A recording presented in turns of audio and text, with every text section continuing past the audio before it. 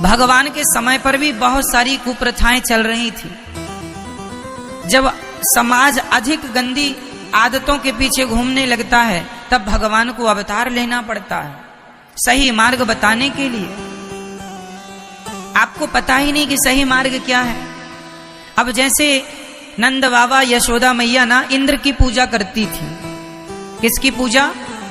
किसकी पूजा? इंद्र की पूजा। साल में एक बार वो इंद्र को 56 भोग लगाकर पूजा करती थी। तो भगवान ने कहा इंद्र की पूजा ना करो, गिरिराज जी की पूजा करो।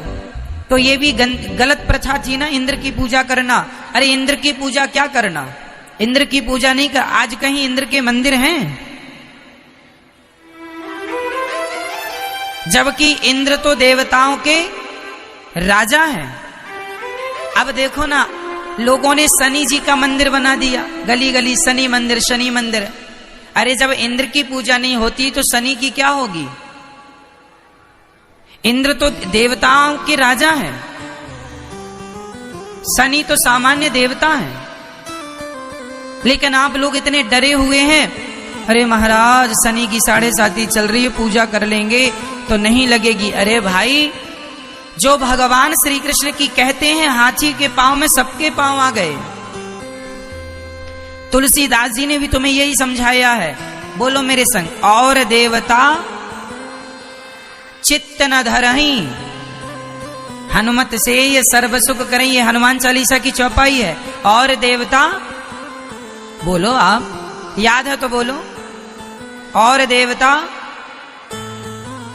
और देवता चित्त न धरहीं, हनुमत से ये सर्व सुख करें। इस चौपाई का अर्थ है कि जब भगवान श्री राम को मन में बसा लिया, भगवान श्रीमन नारायण को मन में बसा लिया, भगवान श्री कृष्ण को मन में बसा लिया, तो फिर और किसी के लिए जगह नहीं होनी चाहिए दिल में। एक साधे सब सद है।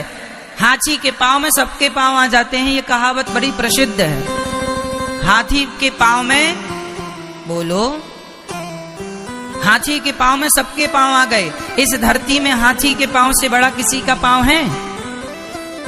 नहीं ना। तो हाथी के पांव में सबके पांव आ गए। उसी तरह भगवान श्रीमन नारायण की पूजा कर ली, कृष्ण की पूजा कर ली, राम की पूजा कर ली, तो सबकी हो गई। अलग अलग से करने की जरूरत नहीं है, सबकी अलग अलग से करने की जरूरत। और देवता चित्त न धरहीं, हनुमत से ये सर्व सुख करें। और अब आप लोगों को ज्ञान ना होने के कारण शनि को तेल लगाते फिरते हो। आप लोग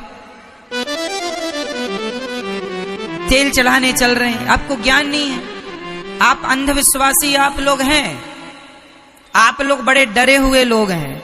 अरे महाराज कहीं ये ना हो जाए, कहीं तुम्हारे डर के कारण ना जाने कितनी और पूजाएं चालू हो गई किसी की भी। तुम्हारे सामने तो कुछ भी रख दिया जाए और कह दिया जाए इनकी पूजा कर लो, तुम्हारा संकट टल जाएगा, तुम चालू हो जाओगे। ना पूछना है, ना जांचना है कि भाई साहब इससे होगा क्या, कौन है ये। अब कई लोग भैरव की पूजा कर करके खुश हैं। अब लो, जबकि स्पष्ट लिखा है और देवता चित्त न धरहीं। अरे भगवान श्रीमन नारायण को चित्त पे रख लिया। कृष्ण बताइए, द्रौपदी ने संकट में क्या किसी और को पुकारा? बोलो भाई। देखो हमारे यहां तो नवग्रह जब पूजा होती है, नवग्रह में तो 9 ग्रहों की पूजा होती है, उनमें शनि की भी पूजा होती है।